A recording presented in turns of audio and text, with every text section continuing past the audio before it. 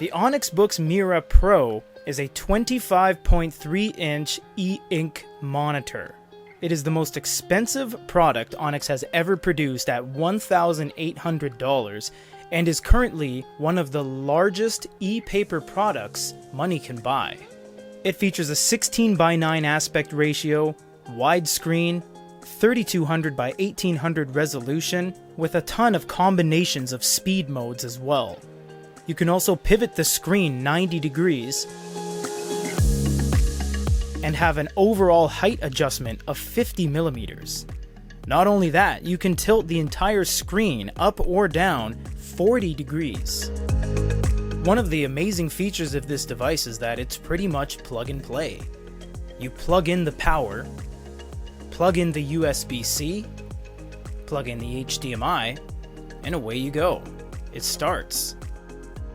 When it comes to speed modes on the Onyx Mira Pro, there are 4 major modes: normal, video, text, and reading.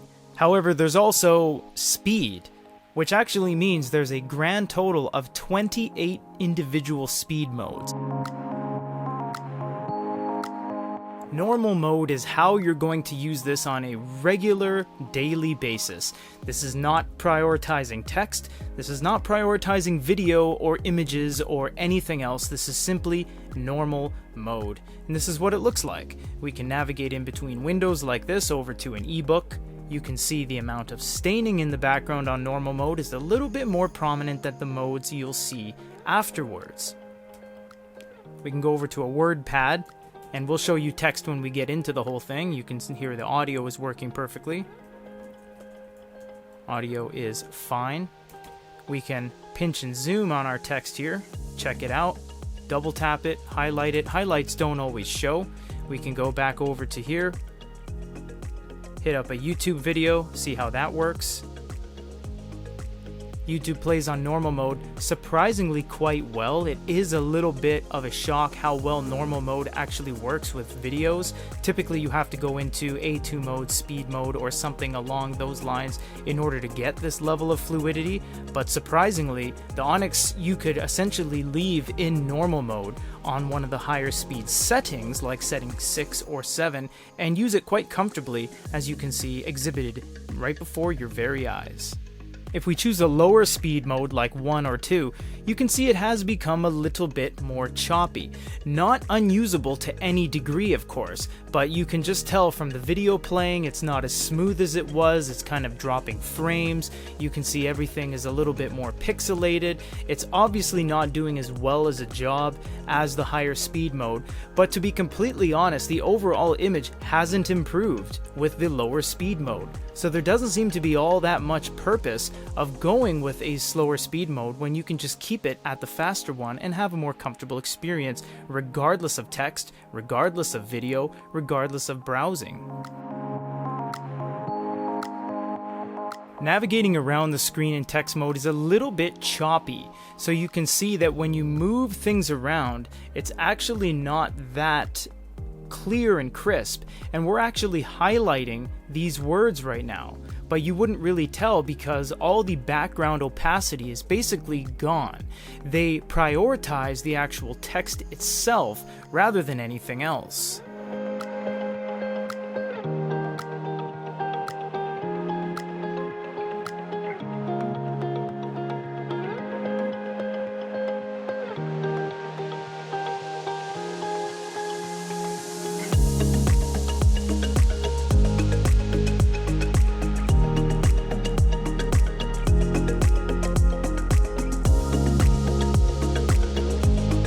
Reading mode is utilized for ebooks, so we are on Project Gutenberg right now, and we're going to check out how it looks when we go around an ebook.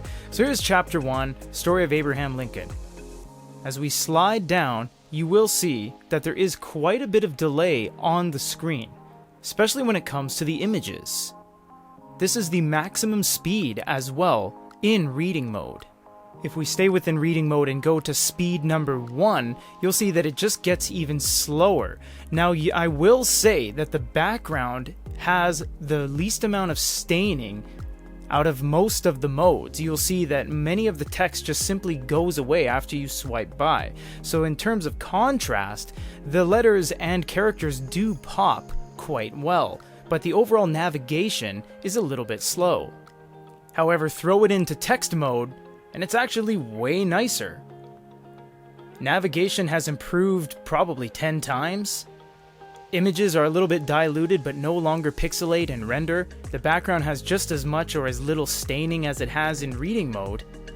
Except this way, you can actually tell where you are and use it to a conceivably very nice degree.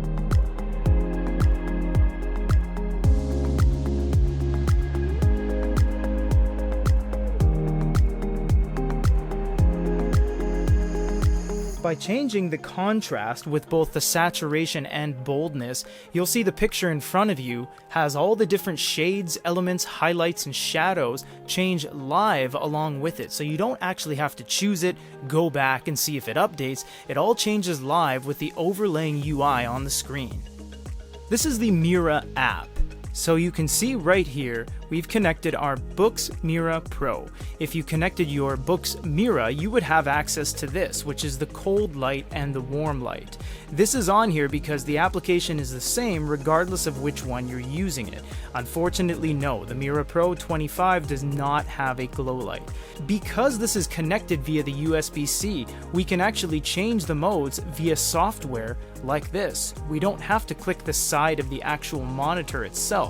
This is very, very useful because you can very quickly cater your experience exactly to what you want it to look like without having to walk over to your monitor and change the settings via the wheel and the command keys on the side. You also have display settings right here. You can change the resolution, the pointer, and the theme. You can also go down here to shortcuts. Shortcuts is very useful because you can actually choose what you want each value to be. It is quite useful, and it's a little bit more on the technical side, so it's not entirely necessary. You can also go to General, anti-shake automatically, full refresh every X amount of seconds, and you can auto launch when the device is starting. For example, if it's set to on, like so, we close out this, and I simply press the sleep on my PC, it's going to go away. And when I turn the device on, the monitor will turn on automatically.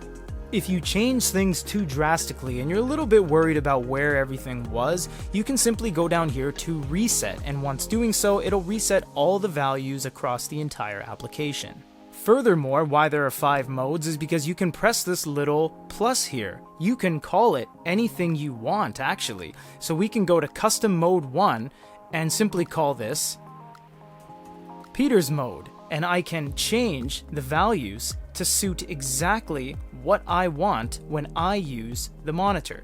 If you're sharing this amongst others, if you're linking to this via multiple devices that you plug in when you bring your laptop or your tablet PC, you can assign modes for each individual person, and you can switch between them via the application here.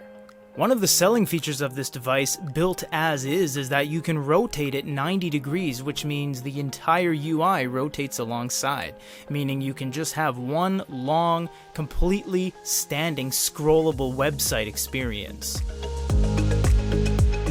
The Onyx Boox Mira 25 is probably the fastest refresh we've ever seen on an e-paper product thus far. The monitor is completely customizable from head to toe utilizing the application. Furthermore, it has 28 speed modes, which means sky's the limit when it comes to catering the application to your liking when it comes to refresh. Furthermore, the ability to change saturation and contrast, and the fact that it has onboard audio, the entire device is built out of lightweight aluminum, so it's really strong, and the fact that it's just plug and play means that this is the best monitor you can buy for the money in the 25-inch sector. For GoodyReader.com, this is Peter.